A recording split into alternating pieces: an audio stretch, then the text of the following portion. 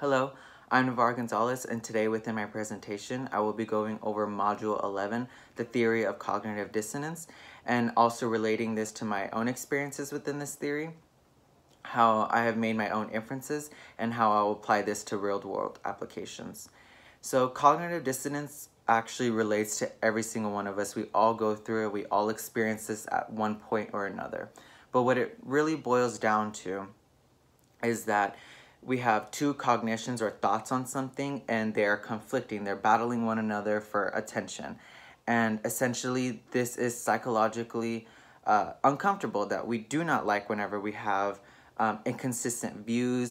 Relating this back to my experiences, I was at a party once, and I was faced with this situation that the person that I rode with to the party had actually been drinking. Not a lot, but just in the sense that they had been drinking at all, and they necessarily shouldn't be. So now that I explained my experience, I will go over the inferences that I've created while within that situation. So I know that I don't condone drinking and driving, but yet when you're in that position to where you're with your friends, you're partying, having a good time, you don't necessarily want to break that environment or that happy energy, so you go with it. And when you're sitting in that situation, again, in my seat, I was in the passenger seat, I just realized that, hey, I shouldn't necessarily be doing this, and I've thought this whole time that you should not drink and drive, but yet here I am kind of aiding this person, being like, oh, we should go here, or let's go get something to eat, but well knowing that this person has been drinking.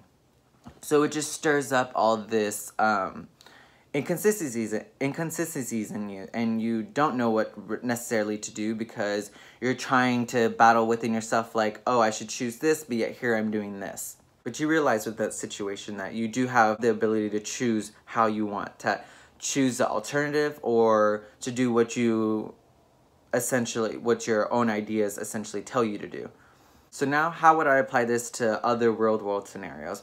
Well, if you're faced with a situation that kind of involves your safety or the law, you're just trying to stay out of trouble, you need to be able to create the choice that essentially will benefit you. So thinking, how would I apply this to other real-world applications or any other situations that might occur down the line?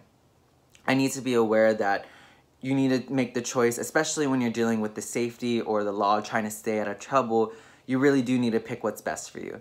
And again, you have two thoughts, but pick the one that's gonna save you, or in the long run, that yes, you're trying to stay out of trouble and you don't want to go against your friends and do things that's like not cool, but yet you do want to put yourself as priority. That whatever decision that you're contemplating in your head that are like battling one another, pick the one that's going to help you in the long run. That's going to actually make you save, get you home quicker, safer, like any way that's going to actually benefit you. So in conclusion, I think it's important to be aware of the inner workings of cognitive decision and our own decision making, that we're not allowing that choice to be made by somebody else, that you and yourself are the one that's choosing it, not allowing what the environment or what your friends are doing or the situation in the whole, letting that dictate you, but how you want to go, and whatever decision you choose is going to bring you justice in the end, because again, you are your own priority. So clearly making a thought and aligning your values with something that's actually going to help you in the long run. So I'd like to thank you all for taking the time to listen to my discussion on the theory of cognitive dissonance. I feel that we can all relate to this theory, as we have all faced times to where we felt an inner battle between our own thoughts. And if any of this information could be of an assistance to you or help you in the long run, I'm grateful for that. But also, I do realize that we can all benefit from learning the inner workings within our own decision making. So thank you.